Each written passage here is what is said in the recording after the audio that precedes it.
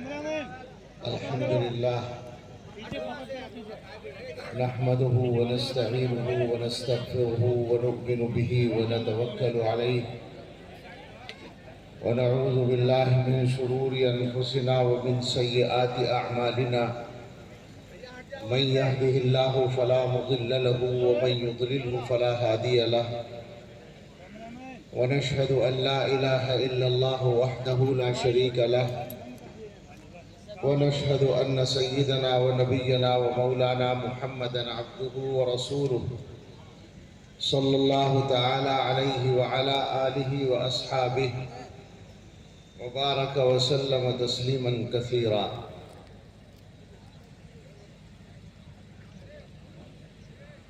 أما بعد فأعوذ بالله من الشيطان الرجيم.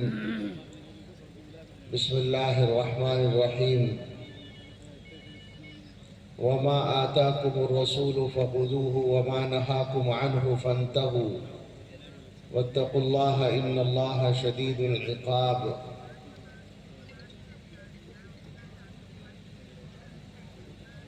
صدق الله العظيم. قال رسول الله صلى الله عليه وسلم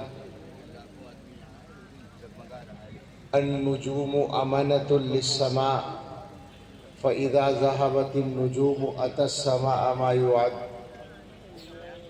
وأنا أمانة لأصحابي فإذا ذهبت أتى أصحابي ما يوعدون وأصحابي أمانة لأمتي فإذا ذهب أصحابي أتى أمتي ما يوعدون أو كما قال عليه الصلاة والسلام. اللهم صل على سيدنا محمد وآلہ وأصحابہ وبارک وسلم.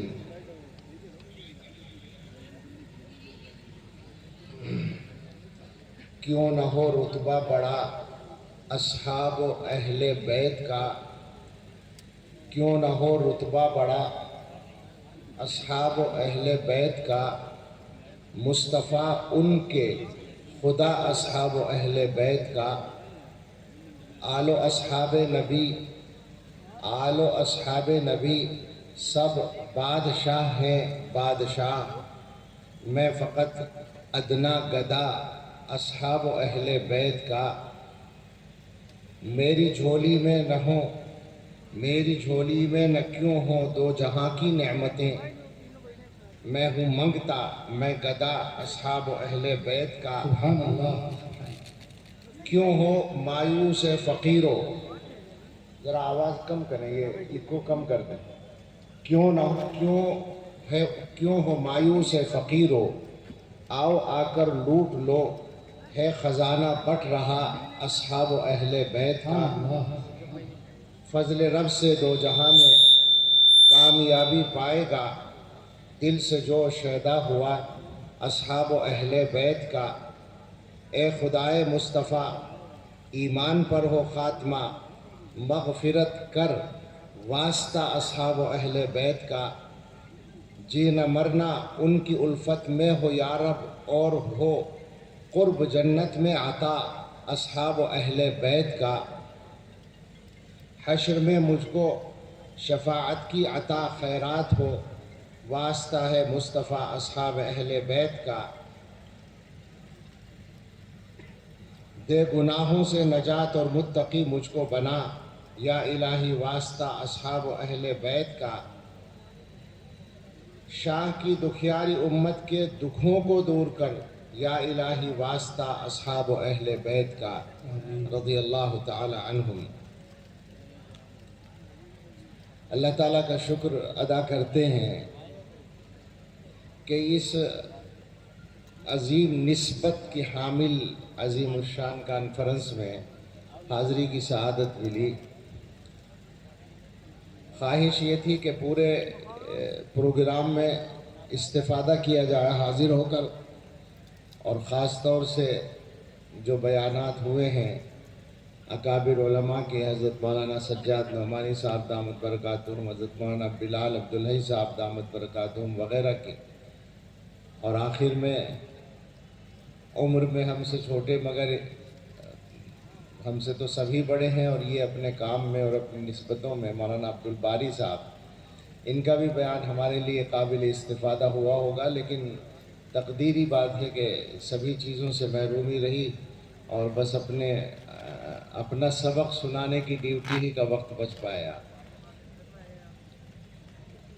اس موضوع پر میں نہیں جانتا کہ ان اکابر علماء نے کیا کیا آپ سے فرمایا ہوگا، اور ایک اکابر علماء اور باقی ہیں، یعنی اکابر علماء میں سے ایک باقی ہیں، حضرت مولانا یحییٰ نعمانی صاحب دامت برکاتہم۔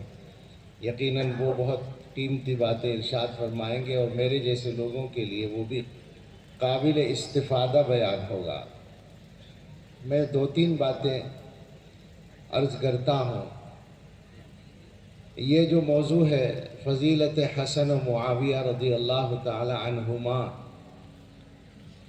کچھ الگ سا موضوع ہے۔ یہ بات ہو سکتا ہے بہت سے لوگوں نے محسوس بھی کی ہو یہاں یا مختلف جگہوں پر، اگرچہ یہ پہلا پروگرام نہیں ہے اس انداز کا یا اس طرح کے عنوان کا، لیکن عام طور پر نہیں ہوتے ہیں ایسے پروگرام، اور ایسا موضوع کسی کانفرنس کا اس طرح متعین نہیں ہوتا۔ تو بات اصل میں یہ ہے کہ ضرورت ایجاد کی ماں ہے، یہ پرانا مقولہ ہے۔ جب کسی چیز کی ضرورت پیش آتی ہے تو پھر وہ چیز وجود میں بھی آتی ہے۔ ہمارے زمانے میں وہی کام جو پہلے سے چلا آ رہا ہے نئے انداز سے چل رہا ہے، پہلے سے چلا آ رہا ہے شیطان کے کارندوں اور اس کے نمائندوں کا دنیا کے لوگوں کو ایمان سے اور ہدایت کے راستے سے ہٹا کر جہنم کے راستے پر ڈالنے کا کام۔ اور قرآن کریم میں یہ بات واضح ہے بالکل کہ اس طرح کا کام کرنے والے جو شیطان کے نمائندے ہیں وہ شیطان کی برادری سے بھی ہیں اور انسانی برادری سے بھی ہیں۔ وَكَذَلِكَ جَعَلْنَا لِكُلِّ نَبِيٍّ عَدُوًّا شَيَاطِينَ الْإِنسِ وَالْجِنِّ، انس پہلے ہے اس والی آیت میں، اور سورہ ناس میں من الجنتی والناس، وہاں ناس بعد میں ہے، اگرچہ وہاں موضوع الگ ہے۔ جو ہمارا موضوع ہے وہ اس آیت میں ہے کہ حضرات انبیاء علیہم السلام کے جو دشمن ہیں، یعنی انبیاء علیہم السلام کے اور ان کی ذات کے بھی، ان کے کام کے بھی، ان کی دعوت کے بھی، ان کے راستے کے بھی جو دشمن ہیں، وہ شیاطین 2 طرح کے ہیں، جن میں نمبر 1 پر شیاطین الانس ہے۔ اور کبھی کبھی یہ خیال ہوتا ہے، میری بات کا کوئی وہ نہیں ہے کہ وہ ضروری ہے کہ صحیح ہو، مگر مجھے ایسا لگتا ہے کہ شیاطین الجن تو آج کل ہو سکتا